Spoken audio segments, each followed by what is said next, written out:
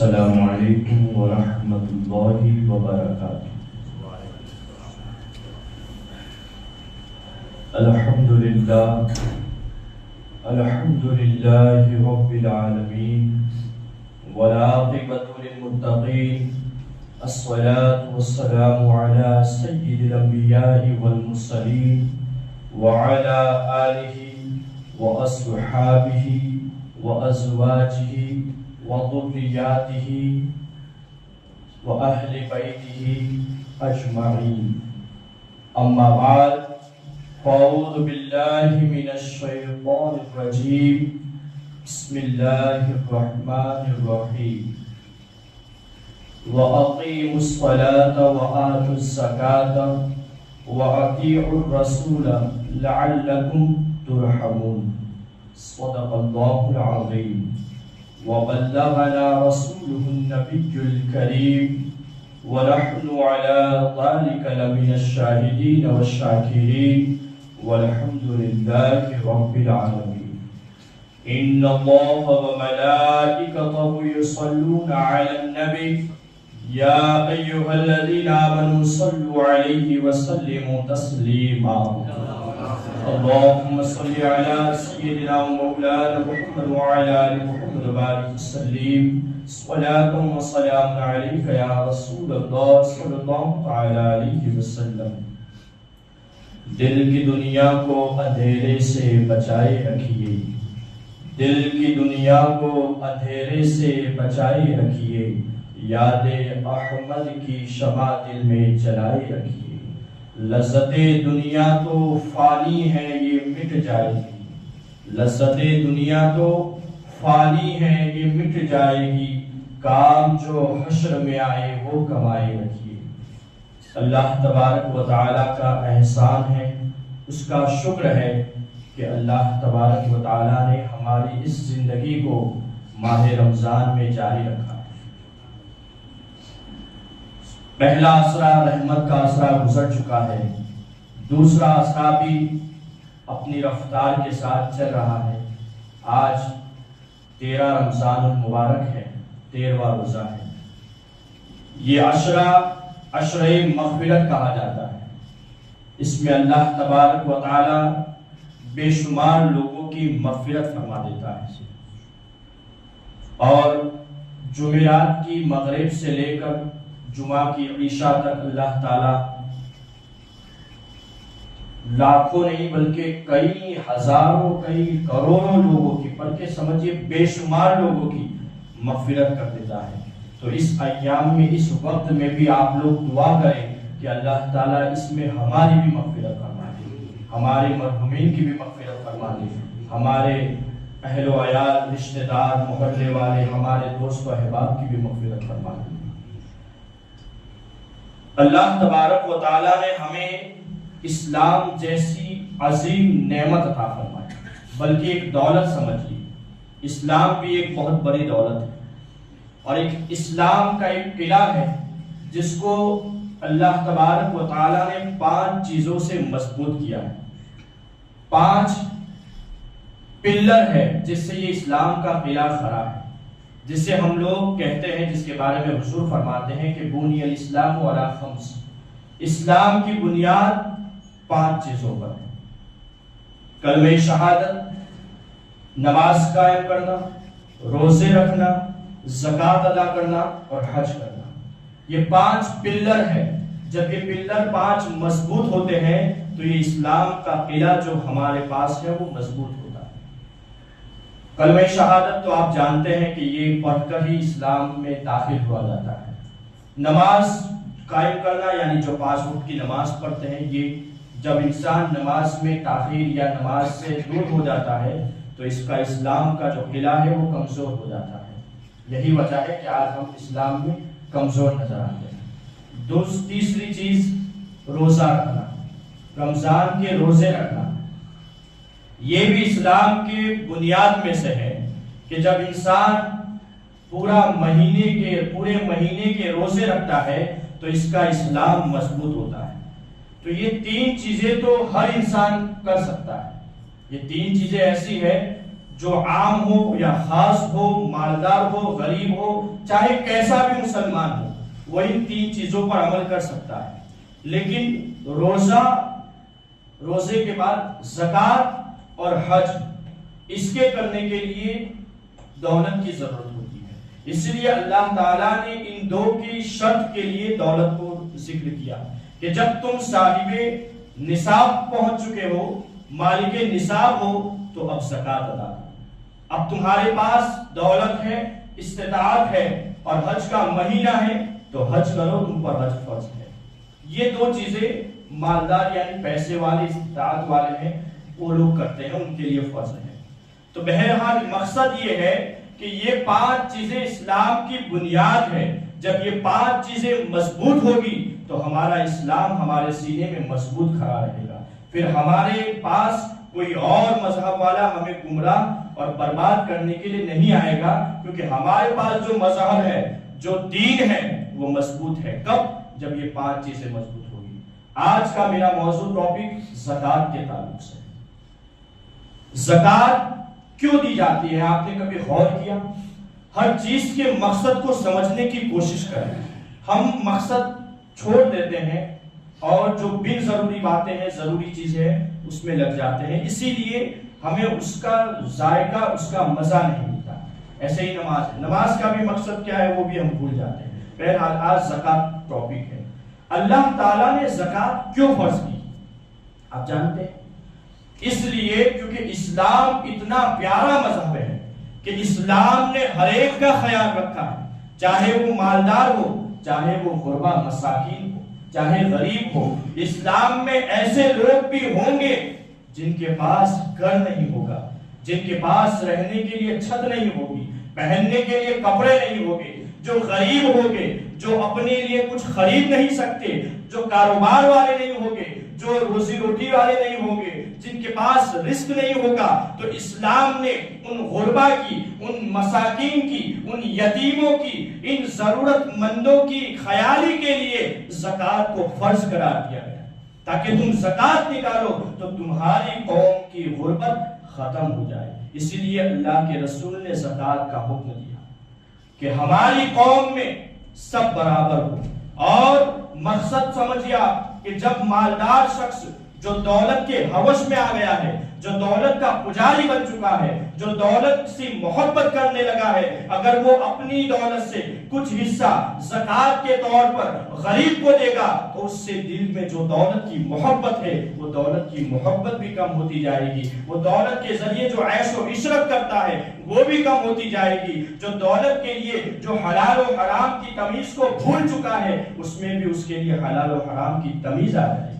تو یہ زکوٰۃ اس لیے آئی گئی ہے تاکہ تمہیں پرہیزگار بنایا جائے، تمہیں متقی بنایا جائے. جو دنیا کی دولت اور محبت میں تم پڑے ہوئے ہو، زکوٰۃ ادا کرو گے تو دولت کی محبت دل سے نکل جائے گی. اور جس کے دل سے دولت کی محبت نکل جائے گی تو اس کے دل میں رب العالمین کی محبت آئے گی، اس کے دل میں رسول اکرم کی محبت آئے گی، اس کے دل میں صحابہ، اہل بیت، بزرگان دین کی محبت آئے گی. کیونکہ یہ محبت، دولت کی محبت اللہ سے دور کر دیتی ہے، یہ دین سے دوری کر دیتی ہے. اسی لیے آپ دیکھیں جب انسان کمانے میں آتا ہے تو کمانے کے لیے وہ نماز بھی چھوڑ دیتا ہے، رزق کے لیے وہ دولت کی ہوش کے لیے وہ دینداری سے بھی دور ہوتا نظر آتا ہے. لیکن اللہ کو اپنے محبوب کی امت کی بخشش بھی کرنا ہے، اللہ کو اپنے محبوب کی امت کو سنوارنا بھی ہے، انہیں اپنے قریب بھی لانا ہے. اسی لیے اللہ نے زکوٰۃ کا حکم دے دیا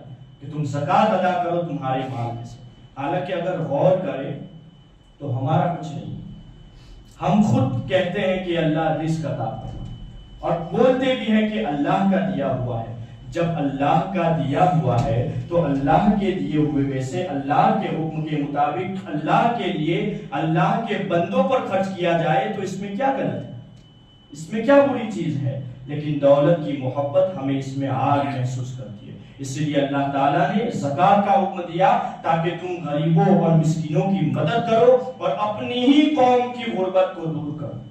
بزرگان دین فرماتے ہیں کہ اگر زکوٰۃ کا حصہ صحیح جو مستحق ہے ان تک پہنچ جائے تو دنیا میں غربت ختم ہو جائے. غربت کا نام و نشان ختم ہو جائے گا اگر یہ زکوٰۃ صحیح حقدار تک پہنچ جائے. لیکن صحیح حقدار تک پہنچتی نہیں.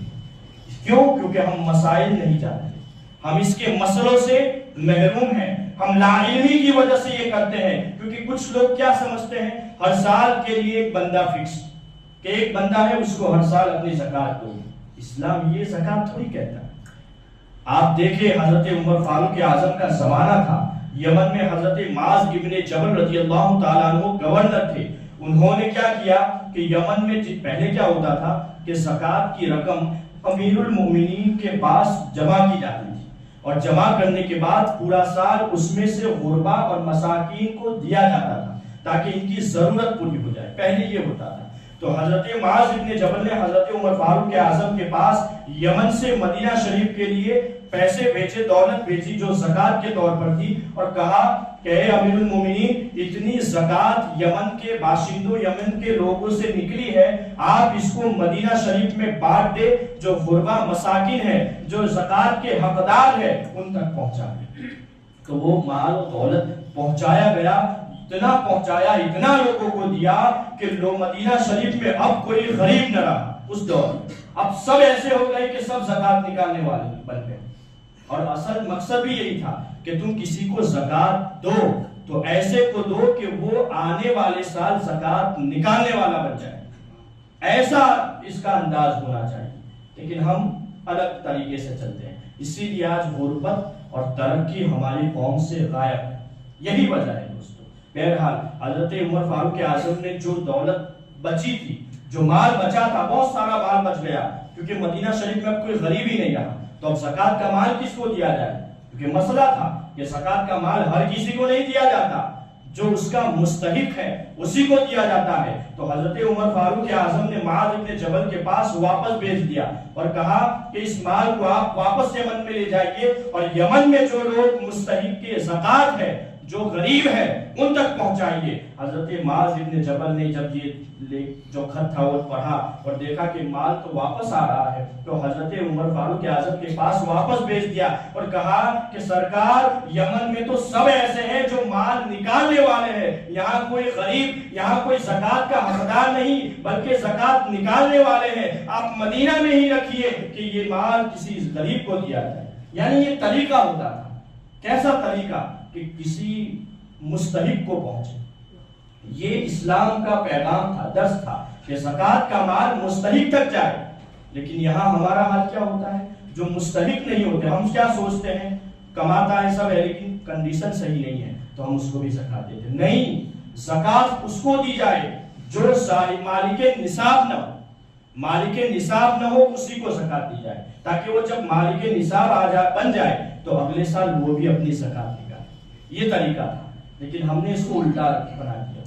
اور یاد رکھیں, زکوٰۃ اگر آپ پر فرض ہے تو اس کو نکالیں. اس کا وبال بہت بھیانک ہے, اس کا دردناک عذاب ہے, اور یہ مال کی محبت کو دور کرنے کے لیے ہے. آپ دیکھیں حضرت ثعلبہ بن حاتب, یہ اللہ کے رسول صلی اللہ تعالیٰ علیہ وسلم کی بارگاہ میں آیا اور کہنے لگا, یا رسول اللہ صلی اللہ تعالیٰ علیہ وسلم, آپ میرے لیے دعا کر دیں کہ میں مالدار ہو جاؤں. وہ تو رسول اعظم ہے. رسول اکرم صلی اللہ تعالیٰ علیہ وسلم نے فرمایا, ثعلبہ یہ دعا نہ کر, جتنا مال ہے اس میں اکتفا کرو, اسی پہ شکریہ ادا کرو, کیونکہ زیادہ مال ہو جانے کی وجہ سے اس کا شکریہ ادا کرنا تکلیف والا کام ہے. اس پہ تم شکریہ ادا نہیں کر پاؤ گے, کیونکہ جب مال کی محبت, دولت کی ہوش تم میں آ جائے گی تو تم اللہ کے شکر سے دور ہو جاؤ گے, پھر تم اللہ کی نافرمانیوں میں چلے جاؤ گے, تم اللہ سے دور ہو جاؤ گے, عبادت سے دور ہو جاؤ گے. اس لیے زیادہ مال و دولت کی دعا نہ کرو. پھر حضرت ثعلبہ, پھر یہ ثعلبہ جو ہے وہ چلے جاتے ہیں. ان کے تعلق سے یہ بھی ذکر ہے کہ کوئی اور شخص تھا, بہرحال ثعلبہ ذکر کیا جاتا ہے. تو یہ ثعلبہ جو ہے وہ چلے جاتے ہیں. چلے جانے کے بعد یہ کچھ دنوں کے بعد, چونکہ ان کے دل میں دولت کی محبت تھی, دولت کی محبت تھی, وہ واپس آتے ہیں اور کہتے ہیں, یا رسول اللہ میرے لیے دعا کرے تاکہ میں مالدار ہو جاؤں. پھر حضور نے جواب دیا کہ ثعلبہ یہ دعا نہ کرو, کیونکہ دولت کی کثرت, مال کی کثرت کی وجہ سے تم اللہ کے شکر سے دور ہو جاؤ گے. اور دولت کی جب کثرت ہو جاتی ہے تو اللہ کا شکر ادا کرنا مشکل ہو جاتا ہے۔ پھر وہ چلے گئے، پھر تیسری بار آئے، تب انہوں نے کیا کہا آپ غور کریں۔ آج ہم لوگ بھی کہتے ہیں نا دعا کرتے ہیں تو، لیکن وعدہ پورا نہیں کرتے۔ انہوں نے کہا، ثعلبہ نے کہا کہ یا رسول اللہ صلی اللہ علیہ وسلم آپ میرے لیے دعا کریں کہ میں مالدار ہو جاؤں۔ میں خدا کا سے وعدہ کرتا ہوں کہ جب میرے پاس دولت بڑھ جائے گی تو میں اللہ کی راہ میں زکات بھی دوں گا، میں مال خرچ بھی کروں گا، غریبوں کو بھی دوں گا، اور جو ضرورت مند ہے ان تک پہنچاؤں گا۔ تب جا کے اللہ کے پیارے حبیب نے دعا کی اور فرمایا اللہم ارزقہ مالا، اے اللہ ثعلبہ کو مال عطا فرما، اسے دولت عطا فرما۔ یہ دعا کی اثر تھی کہ اس کے پاس اتنی دولت، اتنی بکریاں ہو گئی کہ مدینہ شریف میں رہنا مشکل ہو گیا، بکریوں کو رکھنا۔ تو اب وہ ثعلبہ جو تھے وہ 5 وقت کے نمازی تھے، لیکن جب مال بڑھتا گیا تو اب ایسے نمازی ہو گئے کہ صرف فجر اور عشاء یہ 2 نماز پڑھتے تھے، اور ترقی ہوتی گئی تو صرف جمعہ والے رہے۔ یہ حدیث میں ذکر ہے، آپ غور کریں، صرف جمعہ پڑھنے آتے، جمعہ کے جمعہ علاوہ باقی کوئی نماز میں وہ نظر نہیں آتے تھے، کیونکہ وہ مدینہ سے باہر چلے گئے تھے بکریوں کی کثرت کی وجہ سے، کیونکہ مدینہ میں ان کی بکریوں کی تعداد کی جگہ ہی نہیں تھی، تو وہ مدینہ سے دور چلے گئے۔ اب یہ جمعہ تو آ رہے ہیں، اب ایک دن ایسا آیا کہ جمعہ بھی غائب، اب وہ نظر ہی نہ آنے لگی۔ اللہ کے رسول صلی اللہ تعالی علیہ وسلم نے پوچھا کہ کیا بات ہے، ثعلبہ نظر نہیں آ رہا ہے؟ پہلے تو نظر آتا تھا، دعا کے لیے بھی آیا، کچھ دنوں نماز میں بھی نظر آیا، اب وہ نظر نہیں آتا، غائب نظر آتا ہے۔ تب لوگوں نے، صحابہ نے کہا یا رسول اللہ وہ مال کی کثرت کی وجہ سے وہ دور ہو گیا ہے، اور وہ مال کو اور اپنے بزنس کو ٹرن اوور کرنے کے لیے، وہ بزنس کو بڑھانے کے لیے اتنا مشغول ہو گیا ہے، اتنا بزی ہو گیا ہے کہ وہ اب یہاں نہیں آ رہا۔ اللہ کے رسول صلی اللہ تعالی وسلم نے خاموشی اختیار کی اور پھر کچھ دیر بعد کہا افسوس ہے ثعلبہ، افسوس ہے۔ پھر کچھ دنوں کے بعد رسول اکرم صلی اللہ تعالی علیہ وسلم نے حضرت ابو ہریرہ اور چند صحابہ سے کہا کہ جاؤ زکوٰۃ کا مال، زکوٰۃ لوگوں سے اکٹھا کرو اور جمع کرو تاکہ غربا اور مساکین کی ضرورت کو پوری کی جائے۔ حضرت ثعلبہ کے پاس بھی یہ لوگ گئے، کچھ صحابہ، اور کہا کہ اللہ کے رسول کا حکم ہے۔ یہ لوگ سب مالدار کے پاس گئے، پھر وقت آیا ثعلبہ کا تو ثعلبہ کے پاس گئے اور کہا کہ حضور صلی اللہ تعالی علیہ وسلم نے زکوٰۃ کے لیے مال اکٹھا کیا ہے اور فرمایا ہے کہ مال اکٹھا کرنا ہے، تو آپ کے پاس بھی جو مال ہے اس میں سے زکوٰۃ کی رقم آپ بھی دے دیجئے۔ وہ ثعلبہ اب دولت کی محبت میں ہے، دولت کی ہوش ان کے دل میں ہے، تو انہوں نے کیا کیا، انہوں نے کہا ٹھیک ہے میں کچھ لگاتا ہوں، پھر لگانے کے بعد بتاتا ہوں، آپ جائیے پہلے دوسرے جو ہے ان کے پاس جا کر آئیے، پھر ہم دے دیں گے۔ اب وہ دولت کی محبت تھی، اب دولت کو نکالنا یہ مشکل کام ہے، کیونکہ رسول اکرم نے پہلے ہی فرما دیا تھا کہ جب دولت کی کثرت آ جاتی ہے تو تم سب بھول جاؤ گے۔ بہرحال دوسری بار آئے، کہا کہ جاؤ تم دولت، تم زکوٰۃ کے نام پہ ٹیکس لینے آئے ہو، جاؤ میں خود آ کر حضور صلی اللہ علیہ وسلم کے پاس زکوٰۃ ادا کر دوں گا۔ اب وہ دولت کی ہوش ایسی تھی کہ وہ نکالنے کو تیار نہیں تھے، لیکن کچھ دنوں کے بعد یہ لوگ حضرت حضور صلی اللہ علیہ وسلم کی بارگاہ میں آئے اور عرض کرنے لگے یا رسول اللہ صلی اللہ تعالی علیہ وسلم میرا مال زکوٰۃ کا اتنا نکلا ہے، آپ لے لیجئے۔ تو حضور صلی اللہ تعالی علیہ وسلم نے انکار کر دیا اور کہا ثعلبہ اللہ کا حکم ہے اور اللہ تجھ سے ناراض ہے، کیونکہ تو دولت کی محبت میں اور دولت کی ہوس میں ایسا آ چکا ہے کہ تو نے زکوٰۃ سے انکار کر دیا ہے۔ اب یہ تیری دولت اللہ کے لیے مقبول نہیں، اللہ اس کو لینے سے انکار کر دیتا ہے۔ اللہ، زکوٰۃ دینے سے انکار کر دیا تھا۔ پھر اس کے بعد حضرت عمر بن خطاب رضی اللہ، حضرت ابوبکر صدیق کا زمانہ آیا، تب بھی ثعلبہ آئے کہ کہا حضرت ابوبکر صدیق سے حضور صلی اللہ علیہ وسلم کے بظاہر پردہ فرمانے کے بعد حضرت ابوبکر صدیق کی بارگاہ میں آئے اور بیٹھ گئے، کہنے لگے اے امیر المومنین میں پیسے والا ہوں، اس وقت مجھ سے غلطی ہو گئی تھی، مجھ سے خطا ہو گئی تھی، میں آپ کی بارگاہ میں معافی مانگتا ہوں، میری اس زکات کی رقم کو رکھ لیجئے، میرے اس زکات سے کچھ غربا مساکین ہیں ان کو آپ دے دیجئے تاکہ میری زکات ادا ہو جائے۔ لیکن وہ امیر المومنین حضرت ابوبکر صدیق کی ذات تھی، وہ کہنے لگے جس مال کو میرے پیارے آقا صلی اللہ تعالی علیہ وسلم قبول نہ کرے تو میں ابوبکر صدیق اسے کیسے قبول کر سکتا ہوں؟ انہوں نے بھی منع کر دیا۔ پھر حضرت عمر ابن خطاب رضی اللہ تعالیٰ عنہ کا زمان آیا، تب بھی سالبہ لے کر آیا کہ حضور صلی اللہ تعالیٰ علیہ وسلم کے زمانے میں نہ میرا قبول ہوا، حضرت ابوبکر صدیق نے نہیں کیا، حضرت عمر ہے لاؤ میں اب جاؤ شاید اللہ میری توبہ قبول کر لے۔ وہ گئے حضرت ابوبکر صدیق کی بارگاہ میں، کہنے لگے میری اس رقم کو آپ قبول کر لیجئے۔ حضرت عمر فاروق اعظم تو فاروق اعظم تھے، کہنے لگے سالبہ فوراً اٹھو اور یہاں سے اپنی دولت کو لے کر چلے جاؤ، کیونکہ جس مال کو میرا نبی قبول نہ کرے تو میں عمر اس کو قبول نہیں کروں گا۔ اور یاد رکھنا اب اگر تم اپنی مال کو لے کر آئے تو تمہاری گردن الگ کر دوں گا تمہارے جسم سے۔ حضرت عمر فاروق اعظم نے بھی منع کر دیا۔ حضرت عثمان غنی کے زمانے میں ان کا وصال ہوا، وہ انتقال کر جاتے ہیں۔ سوچئے آپ زکوٰۃ کا مال نہ ادا کرنے پر پھر اس کے بعد تھوڑی دیری کی وجہ سے اللہ اس کو قبول نہیں کرتا، تو کہیں ایسا نہ ہو کہ ہمارے زکوٰۃ کے مال کے ساتھ بھی ایسا ہو۔ اس لیے فوراً جتنا جلدی ہو سکے 1 سال ہونے پر اپنی زکوٰۃ کو نکالیں۔ زکوٰۃ کیسے نکالی جاتی ہے؟ ماہر مالک نصاب کسوں کو کہا جاتا ہے؟ تو بیان کیا گیا ہے کہ جس کے پاس 7.5 تولہ سونا، 52 تولہ چاندی یا اتنی کیس رقم ہو جو 52 تولہ چاندی کو خریدا جا سکے تو وہ مالک نصاب ہے، چاہے وہ مال تجارت ہو، چاہے وہ سونا ہو یا چاندی ہو یا کیس ہو، اس میں زکوٰۃ نکلتی ہے۔ تو جس کے پاس 52 تولہ چاندی کی قیمت ہے اور اس پر سال گزر چکا ہے تو اس کو زکوٰۃ نکالنا فرض ہے۔ اب 52 تولہ چاندی کی قیمت کیا ہو؟ تو فقہاء نے فرمایا کہ 613 گرام یا اس سے کچھ زیادہ اتنی رقم ہو کہ 613 گرام چاندی خرید سکو۔ اور آج ہی کی ڈیٹ جب میں نے چیک کی تو 1 گرام چاندی کی قیمت 100 روپیہ ہے آج کی ڈیٹ۔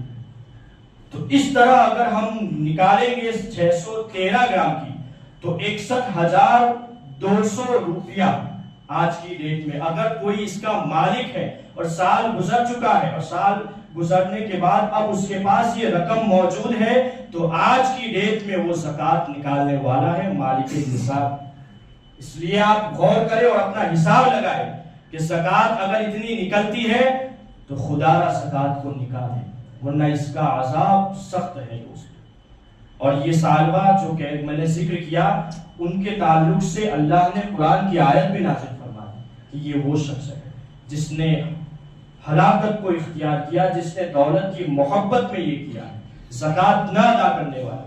آپ دیکھیں قارون کا نام تو سنا ہوگا، موسیٰ علیہ السلام کے زمانے میں قارون کے پاس کتنی دولت تھی، پوری دنیا میں سب سے زیادہ مالدار قارون کو کہا جاتا تھا۔ قارون کے پاس اتنی دولت تھی کہ 70 اونٹوں پر صرف اس دولت کے خزانے کی چابیاں رہتی تھی۔ چابیاں، خزانہ نہیں، خزانے کو جس لاکر میں رکھا جاتا تھا اس لاکر کی چابیاں 70 اونٹوں پر رکھی جاتی تھی۔ غور کریں کتنا خزانہ ہوگا۔ جب موسیٰ علیہ السلام نے حکم دیا کہ قارون اب تم اپنی دولت سے زکوٰۃ ادا کرو، زکوٰۃ نکالو، اس وقت زکوٰۃ کا حکم آیا تھا تو قارون نے اس سے انکار کر دیا، اور انکار کرنے کے بعد وہ سوچ میں پڑ گیا کہ میں نے موسیٰ جو نبی ہے ان کی بات نہیں مانی تو لوگ مجھے غلط سمجھیں گے، لاؤ۔ اب وہ قارون تو قارون تھا، دولت کی محبت شیطان اور ہوس میں، تو اس نے کیا کیا، قارون نے موسیٰ علیہ السلام پر الٹا الزام لگا دیا۔ کیسے؟ اس نے ایک عورت کو خریدا جو فاحشہ تھی، اس عورت کو خرید کر پیسہ دے کر موسیٰ علیہ السلام پر زنا کا الزام لگایا، اللہ تہمت لگایا۔ اسی لیے دوستو کبھی بھی کسی پر غلط تہمت نہ لگاؤ، اس کا انجام بہت خراب۔ سنی ہوئی بات، ہر سنی ہوئی بات سچ نہیں ہوتی جب تک تم اپنی آنکھوں سے نہ دیکھو۔